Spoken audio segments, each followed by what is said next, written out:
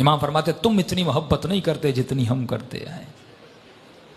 افریقہ کا ایک قافلہ، پنجاب کی فیملی، جب یہ صدام ملعون گیا تو امام کی زیارت کے لیے گئے۔ فرماتے ہیں چیکنگ پوسٹس بہت زیادہ تھی، قافلے کو بار بار روکا جاتا تھا، ان کی گاڑی کو چیکنگ ہوتی تھی۔ اس خاتون کا ایک 7 سال کا بیٹا تھا۔ پولیس والوں نے کہا آپ چیکنگ کروائیں، آپ کا بیٹا گاڑی میں سو رہا ہے، سوتا رہے۔ بیٹا سوتا رہا۔ یہ خاتون چیکنگ کروا کے واپس آئی، بیٹا سو رہا تھا۔ جا کر ان کی گاڑی نجف پہنچی۔ کہتی جب بیٹے کو اٹھانا چاہا تو بیٹا اٹھ نہیں رہا تھا۔ فوری ہاسپٹل لے گئے، ہارٹ بیٹ چیک کی، یہ بچہ مر چکا۔ اس کی ماں بہت روئی، ایک ہی بیٹا۔ جنازہ ہوا، نماز ہوئی، اس کو جا کر وادی السلام میں دفن کر دیا۔ اب گھر والوں نے اس کی ماں کو کہا بھائی چلو مولا علی کی زیارت کو، کہا میں نہیں جاؤں گی، میرا بیٹا چھن گیا۔ ہوتا ہے نا، کبھی زیارت پہ جائیں، جن کے بچے سخت ہو جاتے ہیں، مر جاتے ہیں، ناراض ہو جاتے ہیں اہل بیت سے، چھن لیا۔ قافلہ چلا کربلا، سارا قافلہ امام حسین کی زیارت کو گیا۔ اس خاتون نے کہا میں نہیں جاؤں گی، میرا بیٹا حسین نے چھین لیا، میں کیوں جاؤں؟ ایک ہی تو بیٹا تھا، میں زیارت کرنے کے لیے آئی تھی، مولا نے کچھ دیا نہیں، اوپر سے میری اولاد مجھ سے چھین لی، نہیں گئی۔ فرمایا آخری 2 دن بچے، لوگوں نے کہا بھائی عباس کی قبر پہ چلو، جا کر دعا مانگو، کیوں یہاں پہ رو رہی ہو؟ رو رو کے کہتی ہے نہیں یہ باب الحوائج ہے، اگر میرے آقا ہے تو میرا بیٹا مجھے پلٹا دیں۔ ایک ہی بیٹا تھا عباس نے، وہ میرا بیٹا چھن گیا، اگر ہیں باب الحوائج مجھے میرا بیٹا واپس کر۔ نہیں گئی۔ کہ آخری دن کچھ ہی گھنٹے بچے، ماں نے کہا بیٹی تھوڑی دیر کے لیے چلو، بے ادبی ہے، بے احترامی ہے، کربلا آئی ہو زیارت کے لیے، ایک بیٹا چھینا دوسرا دے دیں گے، انہی کی امانت تھی، انہوں نے لے لیا واپس۔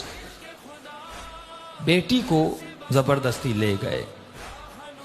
یہ کہتی ہے جیسے میں عباس کی قبر کے کنارے پہ گئی، رو رہی تھی، مولا کی قبر کو دیکھ رہی تھی، اور دل ہی دل میں یا باب الحوائج یا باب الحوائج۔ کہتی ایک مرتبہ میں نے دیکھا ایک 7 سال کا بچہ اماں اماں کر کے دوڑتا ہوا آ رہا۔ کہتی میں پریشان ہو گئی، کہیں شدت غم کی وجہ سے کہ یہ کیفیت تو طاری نہیں ہو کہ اپنے بیٹے کو دیکھ رہی ہو۔ کہ نہیں، آ کے مجھے لپٹا۔ پھر میرے ساتھ جو خواتین تھی انہوں نے دیکھا، ہاتھوں کو چیک کیا، بالکل بیٹا سالم تھا، سب پریشان۔ بچہ رو رہا تھا۔ بچے سے پوچھنے کہ بھائی کہاں تھے، کہاں سے آ رہے ہو؟ کہا میں گاڑی میں سو رہا تھا، جب آنکھ کھلی تو میں نے خود کو لوگوں کی بھیڑ میں پایا، میں رو رو کے اماں اماں کر کے رو رہا تھا۔ چھوٹا سا بچہ، 7 سال کا معصوم بچہ۔ کہتے روتے روتے میں نے دور سے دیکھا ایک گھوڑے سوار ہے، اس کے ساتھ ایک جوان ہے، وہ دونوں آ رہے ہیں۔ مجھ سے پوچھا بیٹے کس کی تلاش میں ہو؟ کہا میری اماں گم ہو گئی۔ اس گھوڑے سوار نے مجھے کہا کہ بیٹے تو گھوڑے پہ سوار ہو جا۔ یہ بچہ کہتا ہے کہ میں نے اپنے بچپنے میں کہا کہ انکل مجھے ہاتھ دیں، میں گھوڑے پہ بیٹھ جاؤں۔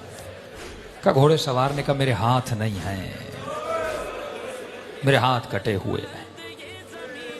اس جوان کو کہا کہ اسے گھوڑے پہ بٹھا۔ کہتے اماں میں گھوڑے پر بیٹھا، اس گھوڑے سوار کے ساتھ آیا، یہاں تک کہ زری تک آئے۔ اس نے مجھے کہا بیٹے یہیں پہ کھڑے ہو جاؤ، تمہاری اماں تجھے مل جائے گی، جب اماں تمہاری تمہیں ملے تو میرا ایک پیغام دے دینا۔ کہ کون سا پیغام؟ کہ اپنی اماں کو کہنا کہ ہم سے ناراض مت ہوا کریں۔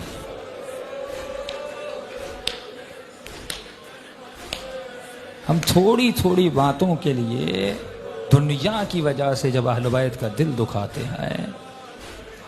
یہ معجزہ وادی السلام میں سب تھا۔ فرماتے پھر وادی السلام کے قبر کو کھودا، کفن تھا، سب کچھ تھا، لیکن لڑکا وہاں پہ موجود نہیں تھا۔ زندگی میں ایسا کوئی شخص تو دیکھا نہیں جو یہ کہہ دے کربلا میں مانگا اور ملا نہیں، جو یہ کہہ دے کربلا میں مانگا اور ملا نہیں۔ علم آگہی مل رہی ہے زندگی، جس کے ہاتھ کٹ گئے یہاں وہ بانٹتا ہے. کربلا میں کربلا